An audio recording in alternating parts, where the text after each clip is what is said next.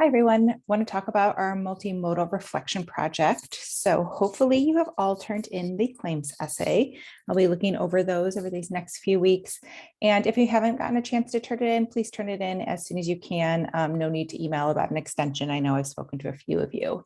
So let's talk about the project that is coming up. Multimodal writing is something that you will be doing quite a bit. And so Mr. Brunson and I have created this together, and we want to talk a little bit about why we're doing it and what it is.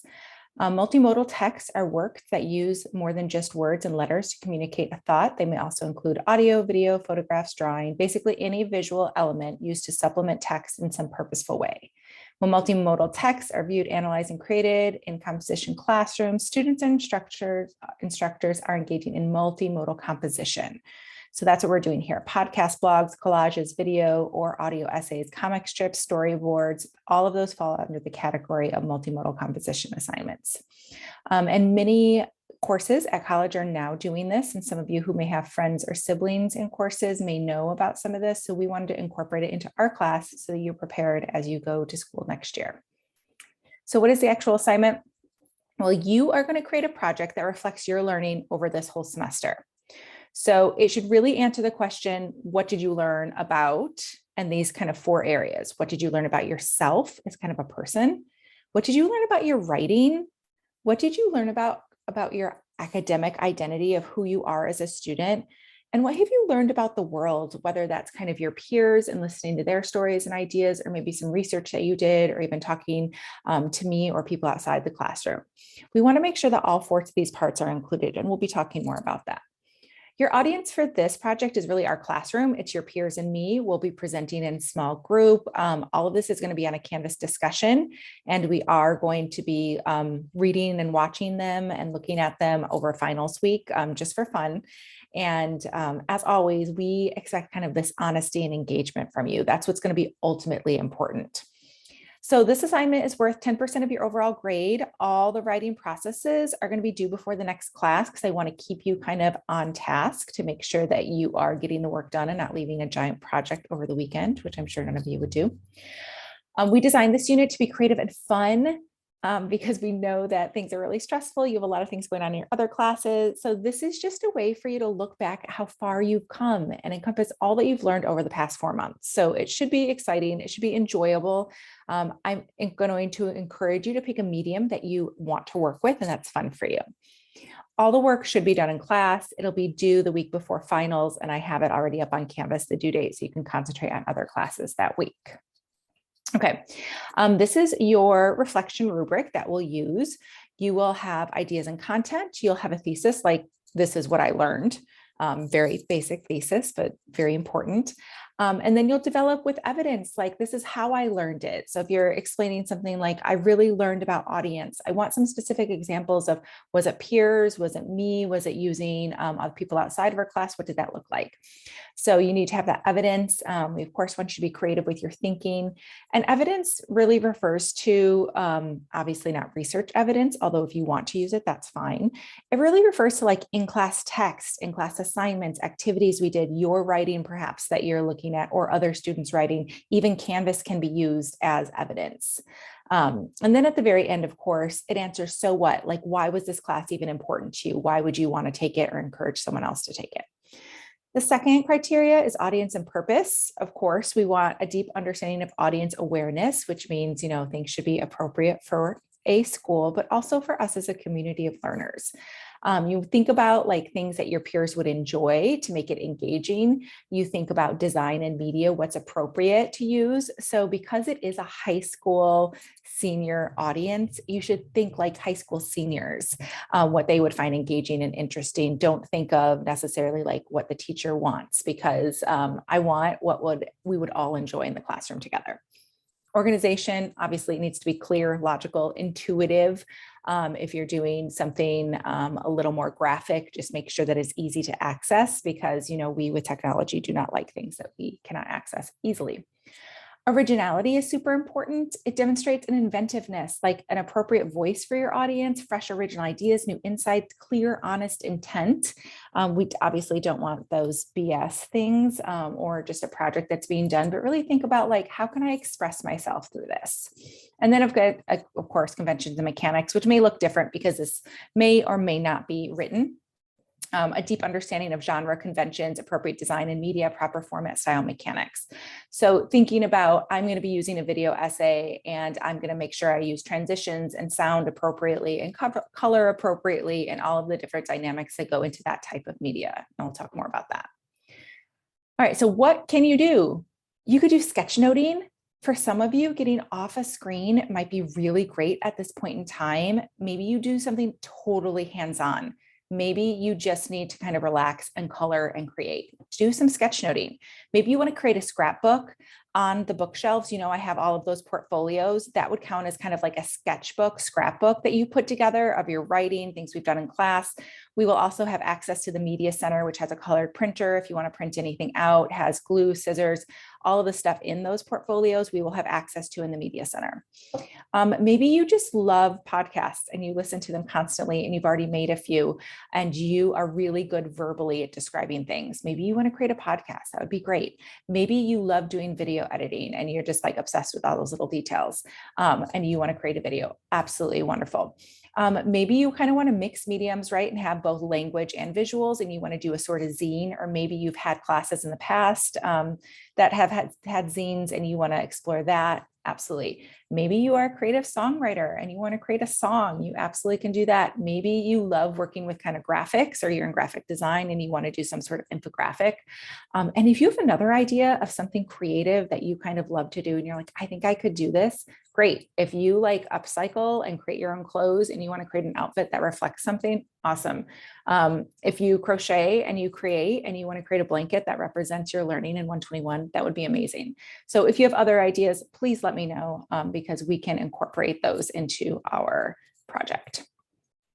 So the plan is to brainstorm ideas and view mentor text and choose a medium. What are you going to do? That's today.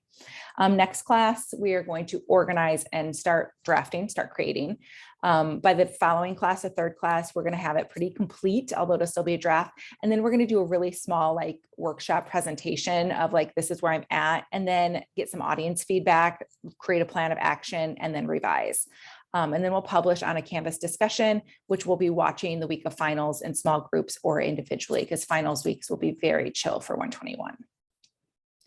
Okay, so here is just an overview of what things will look like. You can see, depending if you're on an odd even day, all projects are going to be due on the 23rd. Oh, actually, I think the odd days are going to be due on the 23rd, and the even days will be due on the 25th, because I wanted to give you all just that time.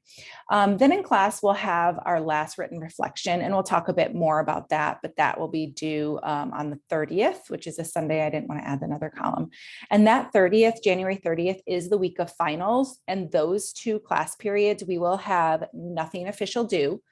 We will have some maybe playtime, fun time, puzzle time, watch time, but something that we can do creatively and have fun, nothing stressful that last week. Okay, so what can you do? You can do sketch notes. Here are some examples here. You have seen some of the examples I have shown you. This is my example that I did for part of my reflection this summer. I had to write a reflection for a class, and my professor did the same thing that I'm doing here for you.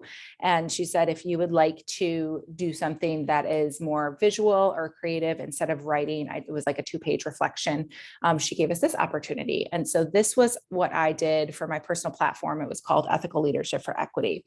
And you can see how I have things kind of containered with some research that we studied, with some words of wisdom from my professor. I told you all how I always cite things that other people say, so I don't plagiarize. Knowledge that I've gained, communication, procedures, flexibility, empathy, balance, all of these sorts of things. So this is what I turned in for a project exactly that I created here for you. So you could do something like that. It does look really simple, and it is, but it did take me actually a couple hours to do this. So that's what we're kind of expecting of you as well. Maybe you want to do something a bit more digital. These all have links for you. So if you haven't used Book Creator, it is a great tool that you can use to create. And Ms. Hilton has an example for this. So maybe you want to do it more digital scrapbook. You could do that using Book Creator. Maybe you want to do some podcasts. These were some podcasts that my freshmen did a couple years ago that are really great examples. They are not reflections, but they are examples of projects. Here are some mentor text podcast examples that you can check out. And I'm sure you can Google many more, but these are a few that I've used before in the past, in case you're wondering what those would look like. And then, oh, my video cannot be loaded, which is fine because we're not going to watch it here. But these are some reflection examples that I've used before in my PCC classroom. These did not encompass kind of the 4 quadrants that Mr. Brunson and I are giving you, but they give you an example of what something can look like. And here are some other video projects from my senior English class of 2020. These are students who took their claims essays and turned them into videos. So you can watch those and see what they did. The 2 very, very different styles, but I like to show you some variety so you can really make it look like whatever you do. So if you stream on Twitch and you want it to look like that, or you do Discord and you want it to look like that, great. If you want it to look like TikTok, you can do that too. I would pick something you're familiar with and you know a lot about, because those genre and conventions will be clear when you do that. This is also a great informational project that one of my freshmen did last year, and I thought that was really great. So I'm going to give you that example as well.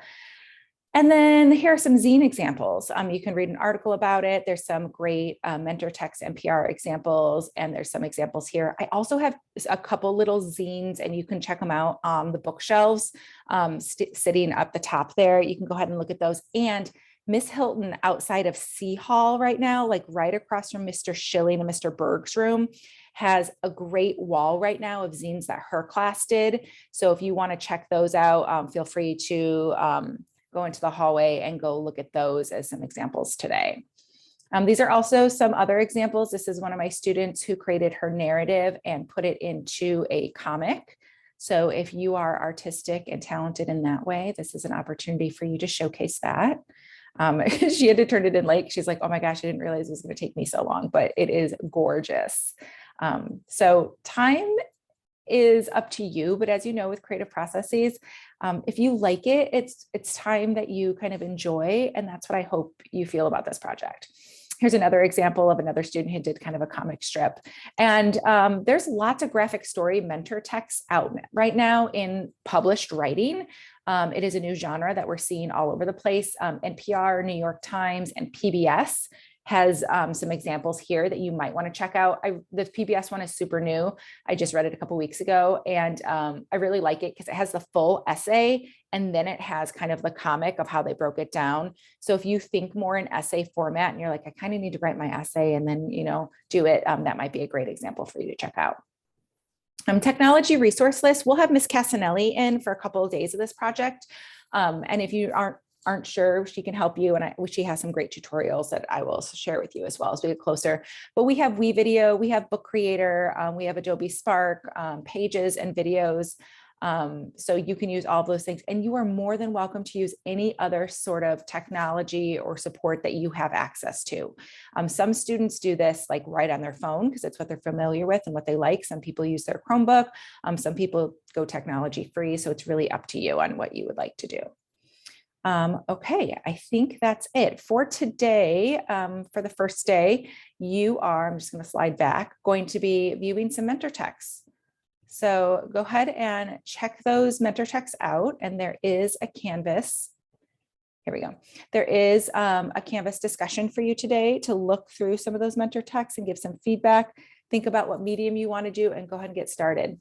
Last note about this project is that this project is really all of your brainstorming ideas and organization that will be in your written reflection that we will be doing.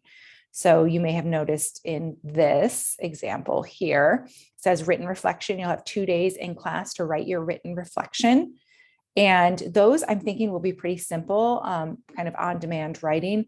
The reason why is because you're going to do all of the other work all before that. So you're going to have all the information you want, the organizational device, and then you're just going to turn it into essay format, thinking about paragraphing, syntax, diction, all of those things. And we'll talk more about that in the days to come. So I hope that you have fun with this project, pick something you like and enjoy it.